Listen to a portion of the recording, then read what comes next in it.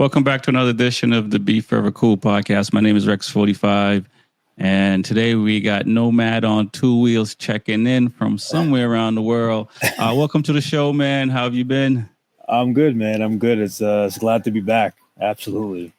It's like, yeah, I assume you're connecting to other people in the States, so it's not just me. But is it a little like nostalgia when you talk to people back home or in the States? I mean, sometimes. I mean, it can be a bit. It's so different, because I've been, if I'm in South America, I'm constantly communicating in Spanish, and everything is just a bit different. And then now, yeah. So sometimes when I, go back to the roots back in the States, it's like, No, is it more? Are we just moving at a faster pace? I know, like, I don't know how countries in Africa are, but they might be similar to some of the islands and stuff like that. They're on their own time. Yeah, I mean that's a given. They're always going to be on that own time thing. So it's just things are just not going to be the same. But you get used to it. I mean, it's you understand, like, okay, if I order some food, then it's gonna take some time to get here. So they might have to go catch it. yeah, exactly. Literally, like, it's 45 minutes to an hour later, and you're just still waiting for it. Like, oh yeah, it's coming. Yeah, it's fine. So you just gotta be cool. Yeah, I gotta assume it just it make you slow down a little bit. Or a lot, depending on how long you've been doing it, with that pace. And sometimes, I mean, for me, it takes me a little, if it's an emergency, if I need something, I fall back into the American ways. Like, right. How can this be happening? Right. You're like, come on, man. And they just look at you, right? And that's what it is. Well, I mean, I would say, for an example, so like right now I am currently in Zimbabwe, and they're on the dollar, so they use a lot of the American dollars. The thing is, just they never have change. Oh, no kidding. It's so annoying, but it's just it's just one of those things you just got to deal with, like. And then I think at one point I did kind of feel the Western coming out in me, because they just never had change. So I had to drop off like a huge $20 bill or $50 bill and rack up a bill that's like, close to it, so they can give me some change. So it's really, really annoying. So right. And do you think that's a way of doing business deliberately to just get you to buy more, or is there not a lot of? I mean, are they running to the bank every 10 minutes to make a deposit? Man, they could change it. They could definitely change it. I mean, it's I've heard different things, but I think at the end of the day, they can find change if they really, really need it. Gotcha. So, wow. All right, let's get caught up from the last time we talked, because I think were you in Namibia last time we talked? Yeah, I was in Namibia, and I think last time we left off, I had just recently broken my scapula and dislocated my shoulder, and I had a bad accident, and but since then I've definitely just made my way through, I would say, maybe 3 countries. Oh, wow. 3 or 4 3 countries. Yeah. And so was that like your accident, dislocating your shoulder? Did you have to go to the hospital? And what was that like, going to the hospital if you had to in a different country? Yeah, so I mean, the scapula was bad, because that was really, I couldn't move my my shoulder at all. So, and then I did end up going to the hospital at that time, and thankfully enough, I was with some people that brought me to a private hospital that got me a good X-ray, and I mean, I knew all they were going to do is just give me an X-ray and tell me something is broken or something. So I didn't want to do any surgery or anything like that. So it just wasn't worth it for me to do any to open up my body like that. So I try to avoid surgery as much as possible. So, because then they're gonna tell me that I have to go through recovery and I can't ride for like 6 months. And blah blah blah. So, right. but yeah, so they pretty much just said stay off of it, just stay off of Gotcha. it. So and I that's what I did. I just stayed off of it for probably a good 4 weeks. As I got my mobility back, I kept moving it around, Right. and yeah, so yeah, that was the time. Oh man. And did you stay in a house or were you camping when for the 4 weeks? Yeah, so at that time I was actually staying at Chameleon Backpackers. Actually, that's where we did our last interview.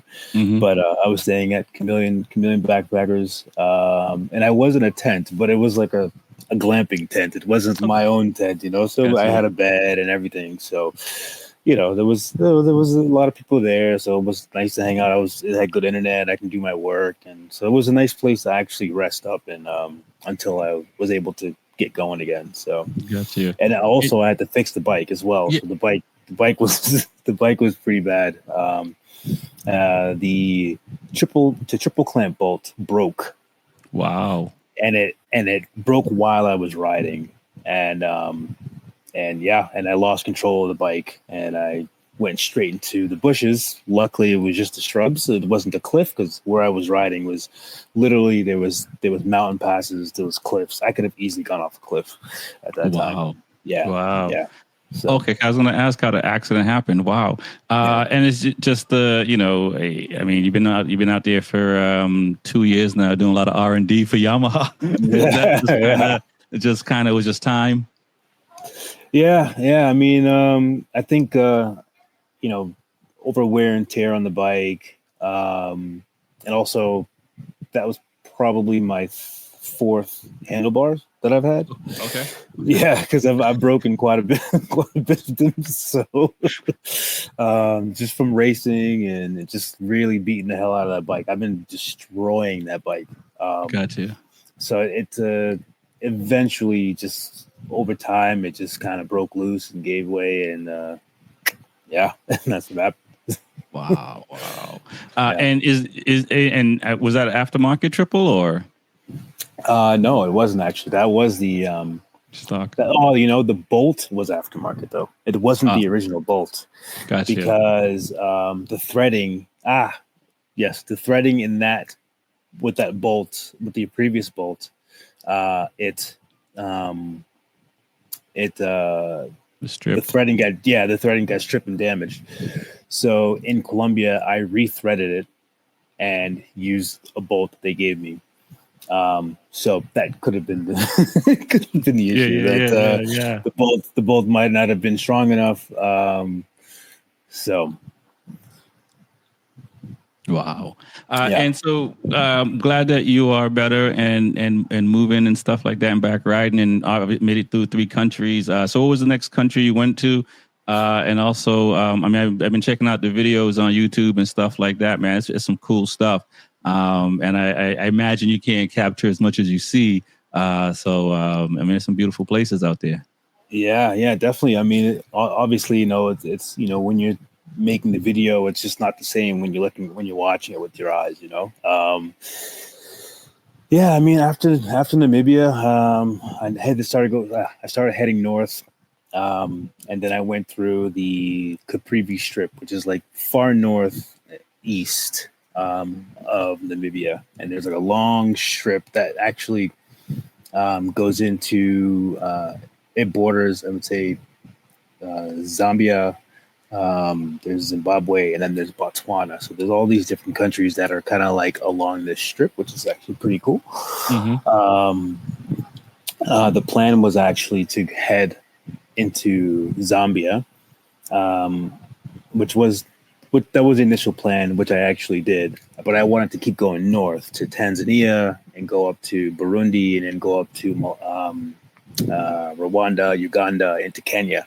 Mm-hmm. So that's like far, far north, just below like Sudan, South Sudan, and all those countries over there. So, but the problem is like my timing was off. I need to get to Romania. That's my thing. So I need to get to Romania by July 1st. So what I ended up doing was going to Zambia for a little bit, and hanging out in Zambia. And then eventually I just made my way into Malawi. And because I really wanted to explore Malawi a lot. I really, really wanted to explore Malawi because I had already been to Zambia. Okay. Yeah, I had already explored Zambia. I did a lot of things in Zambia, but I really, really, really wanted to get to Malawi because I've heard so many good things about Malawi and Lake Malawi and all this stuff. So, um, but unfortunately, when I got to Malawi, they had a little bit of a fuel situation there at the time, Okay. a little bit of a fuel crisis. Um, don't really want to go too deep into it, but there's a lot of politics involved. So it's just I don't want to get in Uh, trouble for saying I don't want to get in trouble for saying anything. So, y- but they yeah. just had a Go ahead. a little bit of a fuel situation that they had to handle. So, and right now they're still kind of dealing with it. Um, but the people there are amazing, friendly. So Right. I met a lot of people. So Yeah, I saw your video online about that and having two different lines, for one for motorcycle and one for cars and stuff. I mean, like, were you stuck there because of fuel? And if you were, how long? well, I think I ended up staying in Malawi in Malawi for a week, and I was in the main city in Lilongwe. The thing is, I wasn't going anywhere, so I wasn't using much fuel. So I was just hanging out in the main city, Right. trying to figure out a way to get fuel. How am I going to get fuel? Let's stand in line to get fuel, all that stuff. So, um, you know, I think at the end of the day, I made the decision to not leave Malawi and explore. I mean, sorry, to not leave Lilongwe, the main city, and explore the back roads of Malawi Right. because I didn't want to get stuck with no fuel.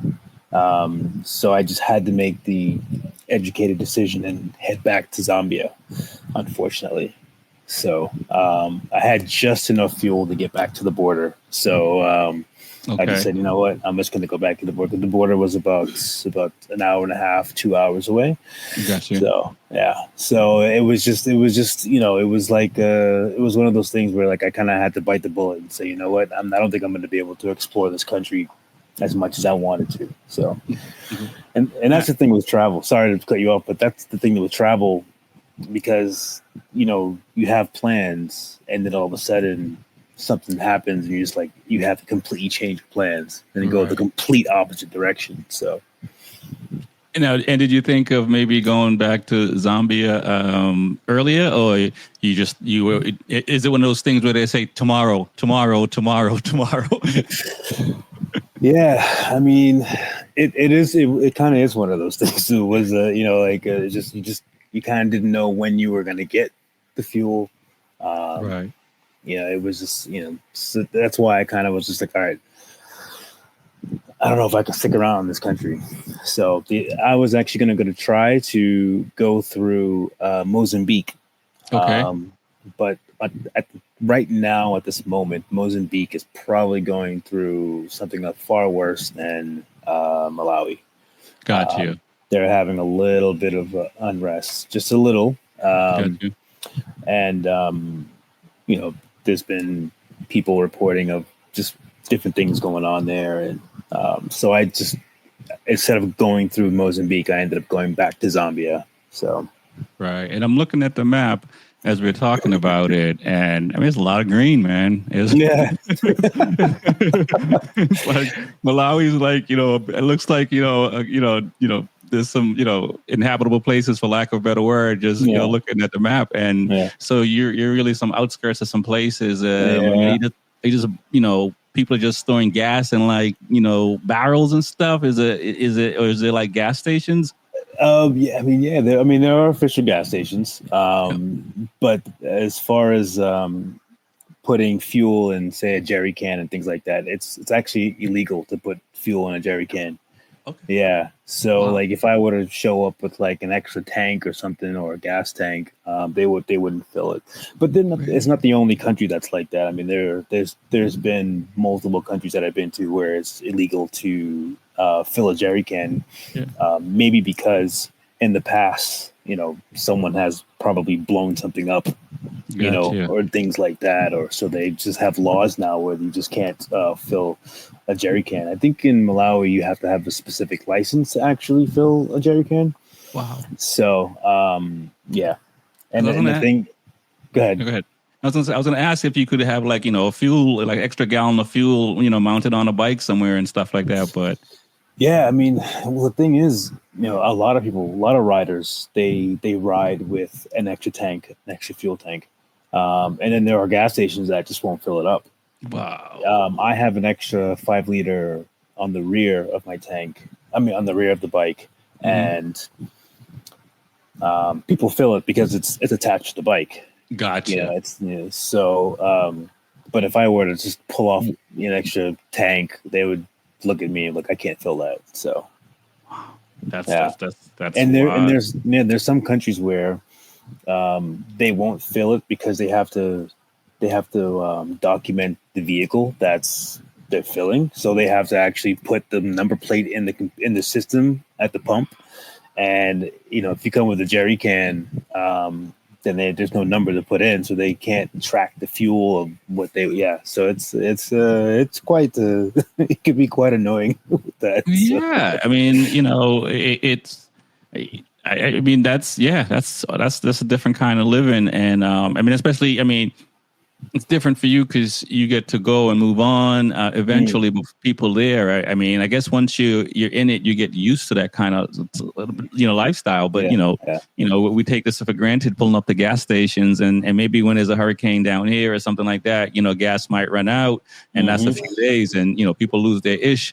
Right, For a couple of days without gas, and right. you were, and not to say you were chilling with your feet up for a week, because Yeah, you can't relax because right. you got plans, and Yeah, it's one thing if you knew ahead of time, and it's like, all right, I'm just gonna go explore on foot or get a yeah, bicycle or whatever kind of thing. So it yeah, is a little yeah, nerve wracking. yeah, yeah. And I remember in Bolivia, that was the last country that I was in that had a gas issue.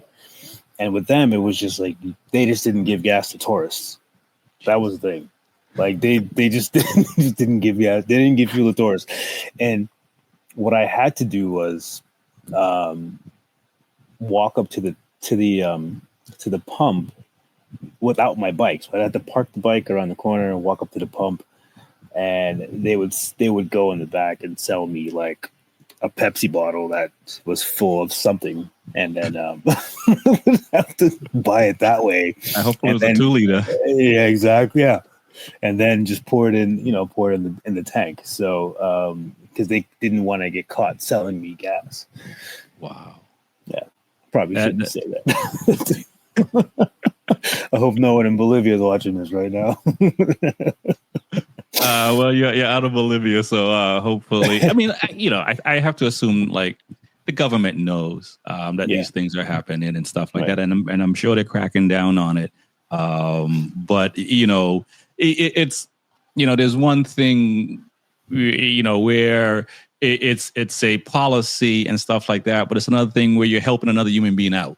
Right. Yeah, exactly. Exactly. you, Absolutely. you know what I Exactly. mean? You're not fueling up your trucks to go sell stuff, concrete or whatever. You're just, Right. trying to just keep moving. So hopefully, if they are watching, they understand, and Yeah. they can, say they've done their good for the year. Yeah.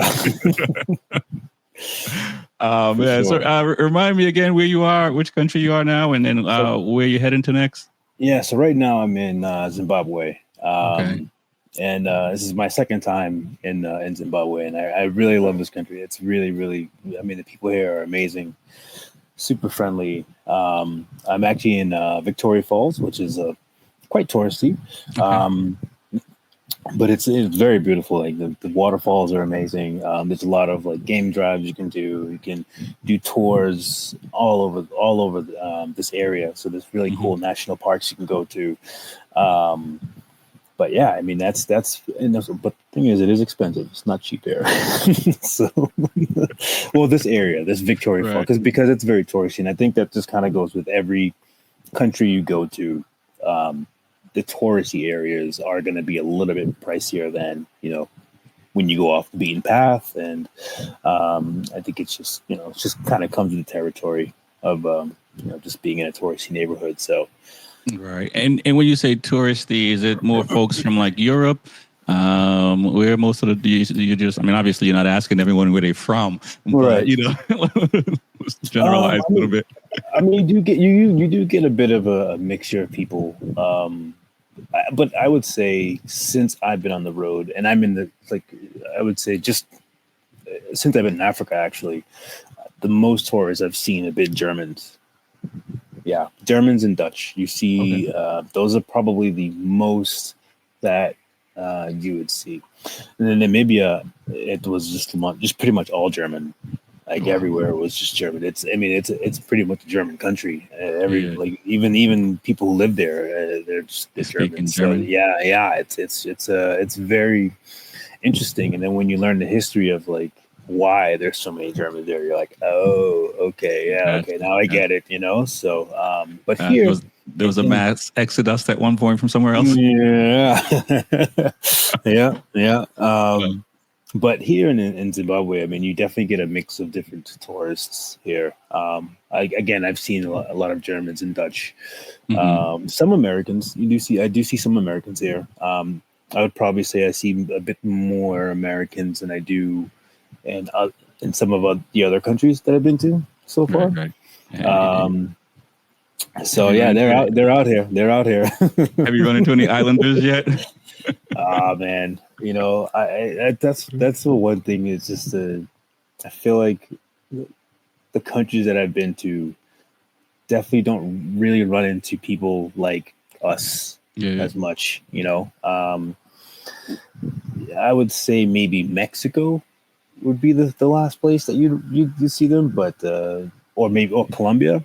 Right. Right. Um, but other than that, like you're not. Yeah, that's the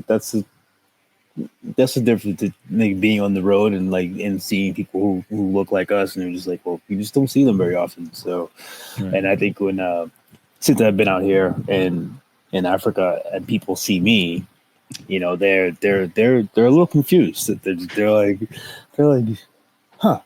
It You're right. Right. doesn't he Right. doesn't look he doesn't look it, but he's got to be from this continent or something from somewhere. They always think I'm from like Nigeria, Okay. Yeah. Yeah. Angola, Yeah. Yeah. Yeah. or Kenya, or Yeah. so they always think I'm from somewhere on this continent. Now, and I'm like, yeah, no, I'm from the U.S. And they're like, what? And they're just like, no.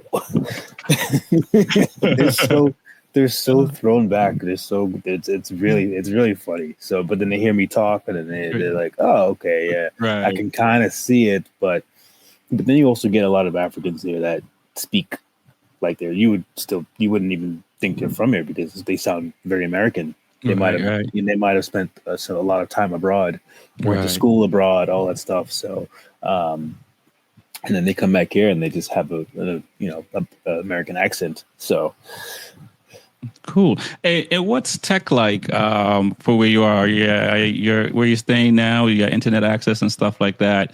What's tech like there?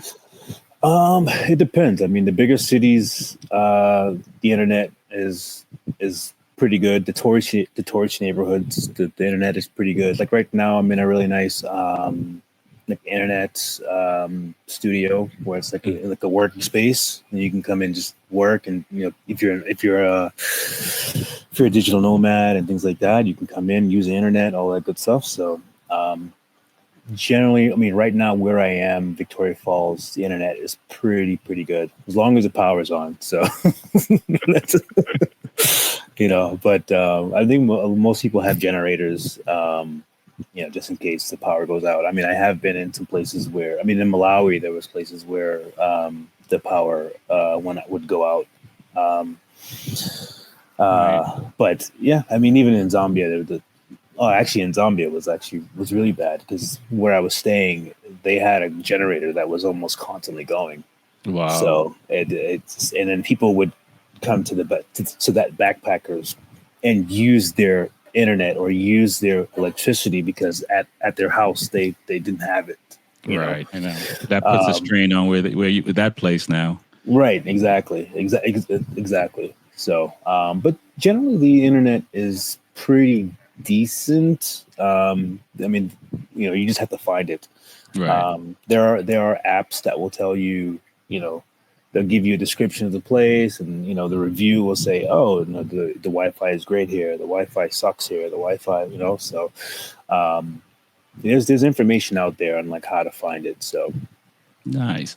And do you carry battery packs and stuff like that to charge your gear, or do you just charge it off the bike?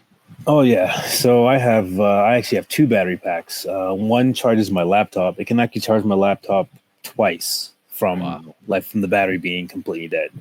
Then I have another one that I use just to charge my cell phone every now and then. But generally, I will use that obviously when I'm camping, and then when I'm in a place like this, like an internet cafe, I will just charge everything up. Gotcha. Make sure everything is pretty much full. And with my cell phone in general, I have a quad lock, which has a built-in, charger. Yeah, built-in charger. So my cell phone generally is always charged, especially while I'm riding. It's very important for me to have my cell phone charged while I'm riding, because I do use my my GPS quite a bit. So I definitely need to have my phone going. And I've had my phone die on me while I'm riding, and it's just like now I have to rely on a paper map that I don't have. So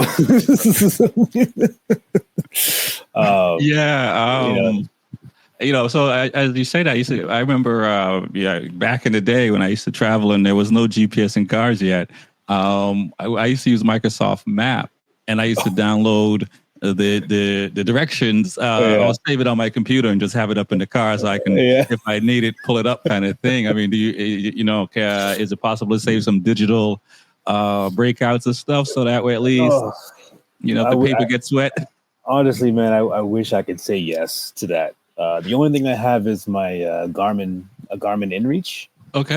Which is like I don't know if you know what those are, but it's like a little device that has like SOS button on it and everything. Yeah. But that actually has a built-in map, a digital map, and that's always charged. I always have that, and it's always charged. If ever something were to fail, I could always fall back on something like that. Man. But it's also very difficult to actually navigate with that map because it's more for hiking.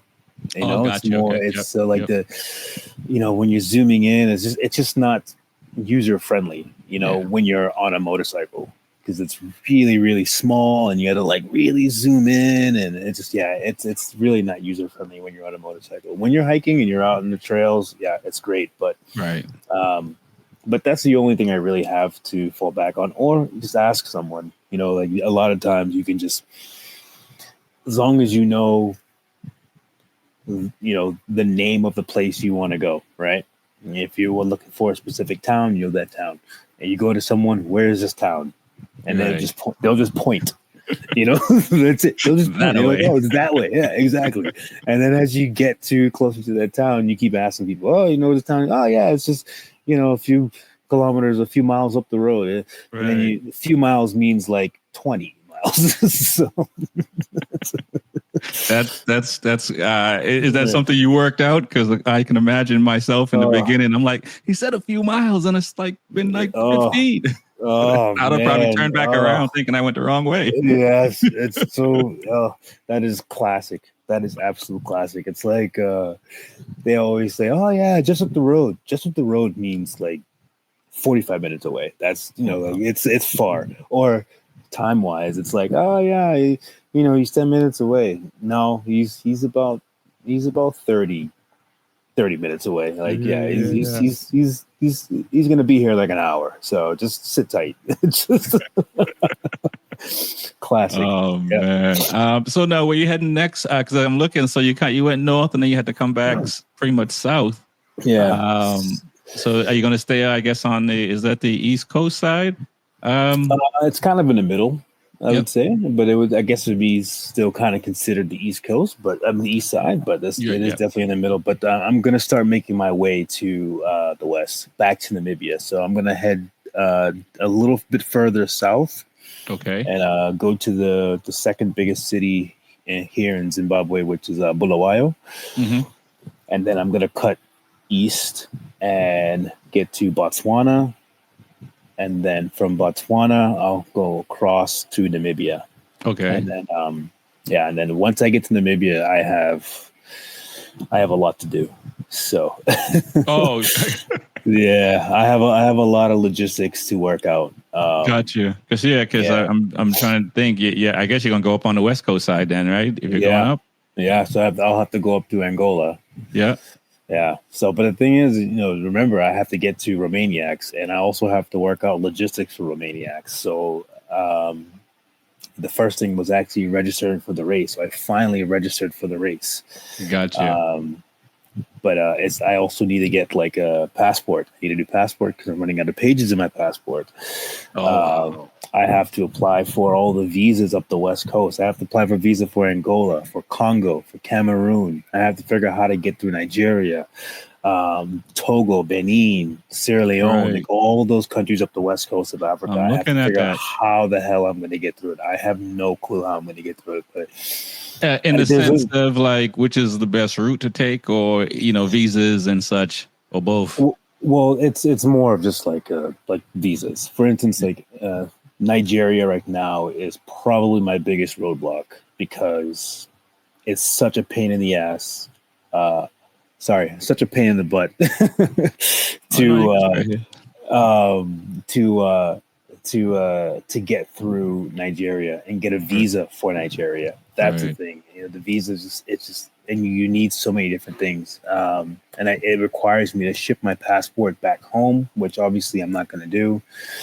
So I'm looking at a temporary 7-day transit visa, possibly, if I can get that, and just get 7 days to get across the country, and that's it, because they can issue me that as well. Right. But I have to figure out where to get that from. I might have to get that from Cameroon. Maybe I can get it in Namibia. So I just have to find an embassy, or I can take a boat around Nigeria Got and you. go Got you. go to Togo and Benin and all those Right. other countries on the other side. So those are my two options. No, So I will say I was able to renew my passport the other day, and didn't have to mail one in, and I did have an option to mail it somewhere other than my residence, and I did it all online. oh really? Yeah, yeah. So, And they shipped you a new one. yep. And I have the old one and a new one essentially. Oh wow! Usually they never allow you to I hold know. on to the old one. I That's know. interesting. Yeah, so you might be able to get it shipped to somewhere you're at, and it I think it took under 3 weeks. Oh, okay. And Yeah, okay, I think it took, and which I was and you also didn't very surprised. and you didn't have it expedited or anything. Nope, I didn't have expedited or anything. Okay. So And I was maybe. able to take a photo with my cell phone, which is pretty cool. I don't have to go anywhere else. Oh, you were able to get a new photo as well. Yeah. I just took it Oh with my cell wow. phone. You had to have a white background. Yeah. But yeah, just took it with my cell phone, uploaded the photo, approved, and yeah. So Oh man. yeah. So Okay. you might want to Let me look into online. that. Because So I also really want to change my photo. I mean, listen, no one has the perfect passport photo. I mean, well, some people do, yeah. but my passport photo, I look like a serial killer. Like it's just like I look horrible. Like I have a beard, and I have bald head, so I look crazy. I look crazy. So I don't even know why I even bother taking the photo at that time when I just. So now, like, I want to get a better, a decent looking photo now. Yeah. So Yeah, no, definitely check it out online, man, for sure. Because I think you might be able to. I don't know if they ship out of the country. I didn't look that far, but they definitely gave me an option to ship to a different address than my home address. Okay, yeah. I mean, even if they did ship to the home address, then I could probably get somebody. get somebody to ship it to me. So that kind of thing. So yeah, and maybe There's you can hope. do that while you're traveling still, so that way, just I can get to where you need to get to. Yeah, I really wanted them to put extra pages. That would have been amazing, man. I really wanted to put extra pages because I have the 51 page book. Wow. Okay. So they don't issue those. They don't issue the smaller books anymore because they would give you the smaller books and then add pages. But I just want them to add pages to the one I have now because it's about to be full, and I want to get. Yeah. Like I said, hopefully you get to keep it. So at least you have it, as memories of the travels. Right. Yeah. Because that's pretty cool to fill a whole book. I haven't done that yet, so. Yeah, I mean, honestly, like that was when I was started. It's funny because I was looking at the pages. I was like, wait a minute, I only have about 15 pages left, and the thing is, you would think like, oh, 15 pages, there's still plenty of pages, right? But I realized I was like, how many countries do I have to go up the West Coast? There's at least like 13. Yeah. And then I have to go into Europe as well. So like, yeah, I'm not gonna make it. No, and so where do you think you'll cross in Europe, like Morocco or? Yeah, so Gibraltar, where the ferry is, it goes right into Spain. Yep. So the plan is to get into Spain and then to Portugal, and then from there figure things out, logistics with the bike and getting it set up and all that good stuff. And wow, when you said you had to get the date is July after you just said all those things you have to do, I don't know if you have enough time, man. Listen, I'm predicting that I will.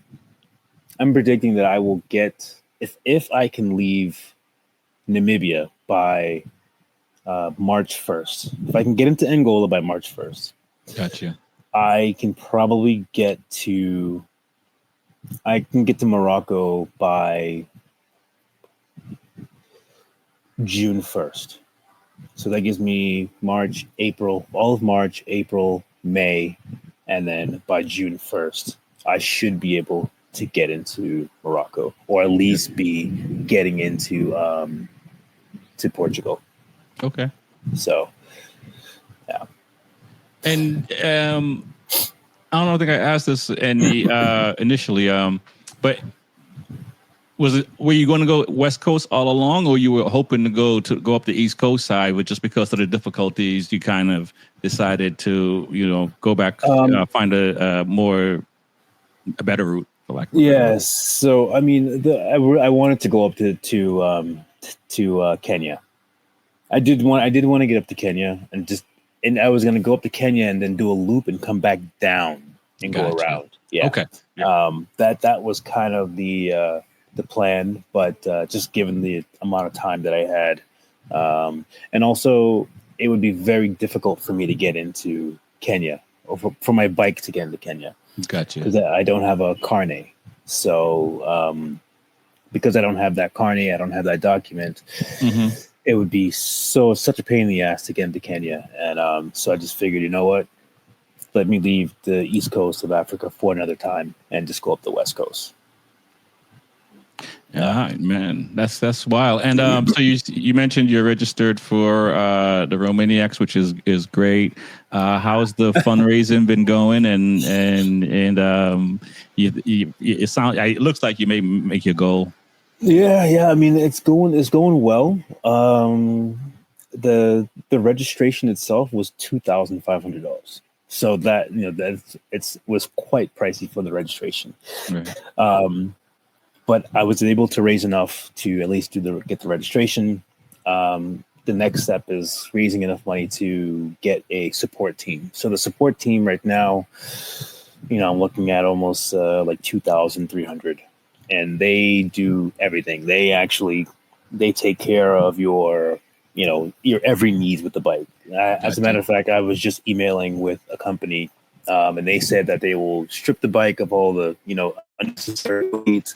They'll put the tires on. They'll at the race they'll do like 2 different sections where they can help you and things like that. They have a mechanic and all this stuff. So they do transport, and they'll bring you from the hotel to the actual start of the race and things like that. So they really, really help you out. So you can do it without one of these support teams, but given everything I just said that you have to go through, I think that it's just worth it to have someone have a support team behind you. You don't have to worry about anything, you just have to worry about winning.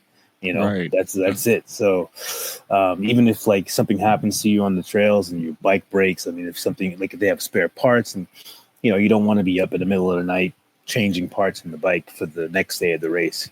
The race is what 4 days or 5 days. Wow. 5 days. So And now I assume just, riding from where you are to the race is all the training you'll need. But have you thought about like your training in yeah. between all the travels? Yeah, absolutely. So, as a matter of fact, I was supposed to train with somebody in Namibia. I'm not too sure that's going to happen. I don't know if they're going to be around.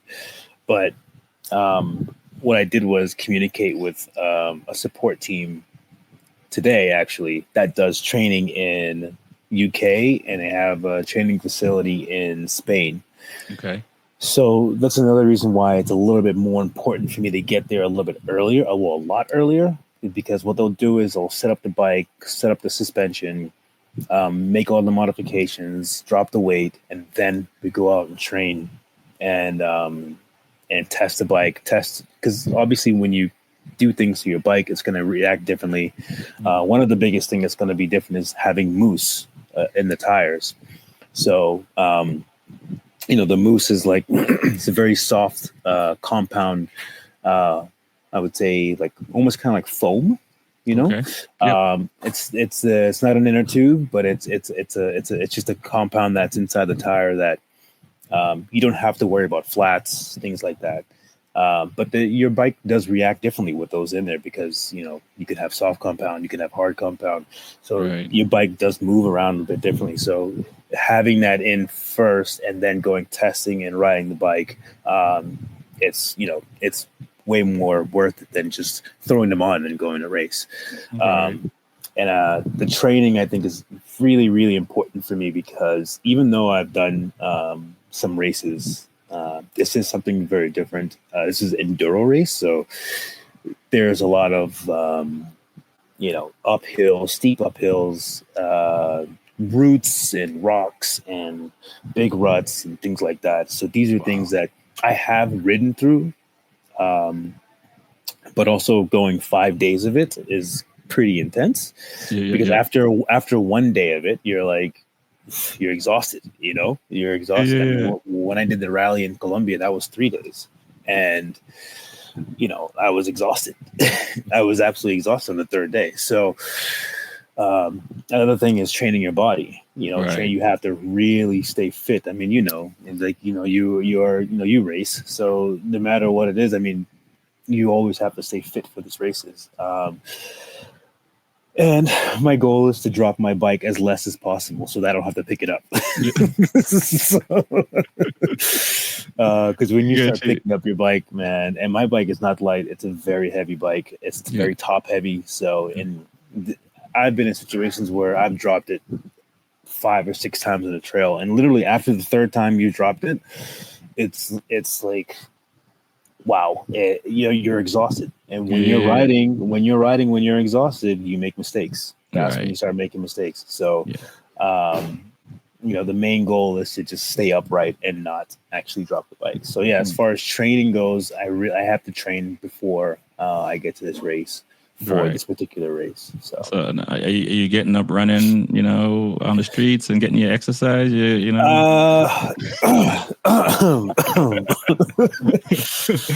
Boston Marathon is coming up. You might see some marathoners training down there. I mean, yeah, of course, or do you think like the riding is enough? Because you're on the bike just about every day, unless you're taking some time off. Yeah, I think just thinking about it, you're 2 years around the world riding a bike. I don't know. Do you, it might be enough, or it might be too much, or maybe still not enough. I'll be honest with you. I will say no, it's not enough. Okay. No. The type of riding that I'm doing around the world, I'm a little bit more careful with my bike. So the only time I definitely put my bike through strenuous riding is when I'm either racing or I have all my luggage off and I'm, doing a ride with some people that are bringing me to a place that I probably shouldn't even be. But to answer your question, no, it's not enough. That race is the Red Bull Romaniac is so intense. The amount of people that start and the amount of people that don't finish is just really, really, really, really. And these are people that have been training all year for this race. People that train day in, day out to, they do the gold class and they do the silver class and they train all the time. And it's still sometimes, by the fourth day, they're exhausted. They're, you're lifting their bike and they're pushing it up a mountain. And it's just they get halfway up the mountain and then they see their bike just start tumbling back down the mountain and they got to go back down and get it. It's just like, so no, and it's like, it's almost like when you train for a boxing match or a fight or something like that, you always train way more than you need to. So for instance, like if the fight is 3 rounds, you train 9 rounds. Right. Because in that fight, your heart's going, all that stuff, your adrenaline's pumping. And in that time, it's going to wear and tear on you. And it's not going to be like practice. It's never like practice. It's never like practice. It's never like practice because never like practice. because your mind is creating more pump because it's race day. So you have the nerves, you have all that stuff. You're nervous, and that stuff makes you. That stuff wears down on you. That mental wears you down. It makes you tired and things like that. So that's why it's very important to breathe and to relax, on race day or on fight day, or it's very, very important to keep you calm, keep your nerves, because if you get riled up, it's just going to drain you, Right. And it's going to be over real quick. Exactly. Whatever it is. But, that's the kind of thing that comes with experience. You know what I mean? So that, fight or flight mode and being prepped and stuff like that. I remember in the beginning, I used to get fatigued really quick. And a lot of it was just because I was just out there riding tents. And I do a better job of relaxing these days than before. And I see the difference in energy I save.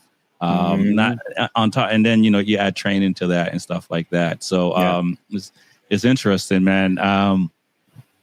Well, I'm looking forward to talking to you again. How is the bike? I mean, besides, is everything good on the bike now? Oh man. My bike is beat up, man. Oh, wow.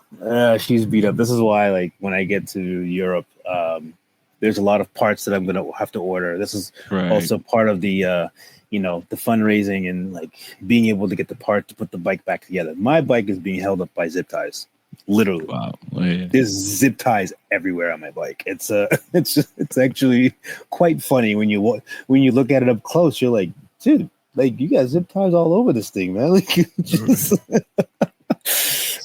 you got a pack of zip ties with you. Man. Oh man, I got this. Yeah, I got the assortment. I got the short ones. Oh man, I got the heavy duty ones. Yeah. It's quite intense with the zip ties. So, but motor wise, the motor is good. I take care of the motor. I do most of my own work.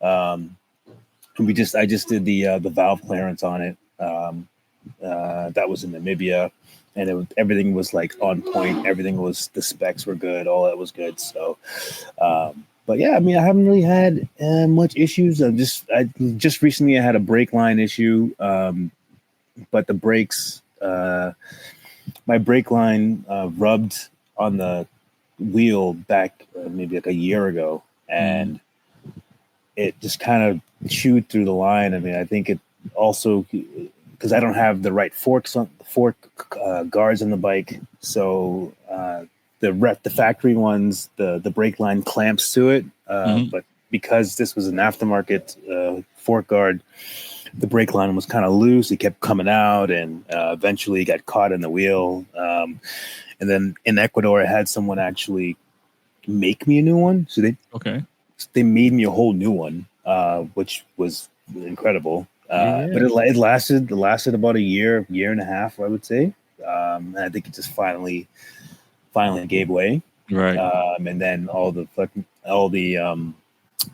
fluid just started pissing fluid. So and then just recently I had these guys here in Victoria Falls make me a new one. So they took an old line, and then they were able to just kind of tap into the new to my old line. So Right. there's a way out here. It won't be the dealership, but there's a way. There's a way. It'll get you to the next town. I know that. Got you, man. You have to be in a different mindset. It's I don't want to say you're living in the woods, but you're living in the woods with with an axe and a knife. Yeah. And You're not going to get the brand new one the shiny brand new one that you're that you're paying top dollar for. You're going to get you're going to get his backyard, and he's just going to pull one from out of nowhere, out of his basement. He's like, yeah, we'll use this. And he's just like, all right, well, that's all I got right now because there's no dealership around here. So wow, man, and you hold it all together, man. I'm impressed. I think I would have rung that bell a long time ago.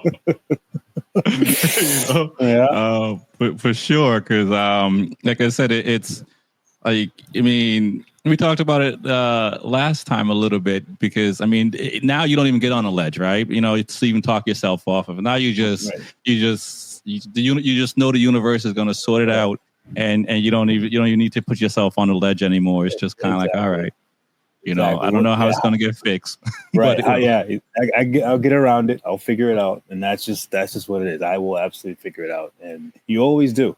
And that's the thing. Those are the things that you learn when you're on the road, because you don't panic, because you're just kind of like, all right, how can I get around this problem? What are obviously it's not going to be the same way if I was back home, but I know that there's a way I can get around this problem. And you just figure it out. And it humbles you, and it puts you in a state of just kind of calmness, because like there could be something like terribly wrong and you're in the middle of nowhere. You could have a flat tire. Like, for instance, the other day I had a flat tire, and my air compressor was broken, so I couldn't put air in the tire. Right. I could fix the tire, right, but I couldn't put air in the tire. So, and I'm in the middle of nowhere, and and then a truck drives by, and they're just like, oh yeah, I have a bicycle pump. And I'm just like, it's just like, it's just like, oh, all right, fine. This is cool. I'm just here pumping the thing for like a half an hour, and just like, yeah, before you know it, it pumped up. And I'm like, well, now I'm thinking, I'm like, was there even a hole in this thing, like in the tires? It's like, it doesn't make any sense, because it pumped up, and I don't know what happened. It just maybe a slow leak or a little probably in the rim. Yeah, I think something happened, and it had a slow leak in it, so I had to double check that. But yeah, so it was good. As I say, the cool thing is that the person waited while you pumped your bike up too, right? Chances are he probably didn't have anywhere to be so soon, so he's probably just driving around looking for people like me that need to to pump in his tires. It's a different hustle, right? Yeah.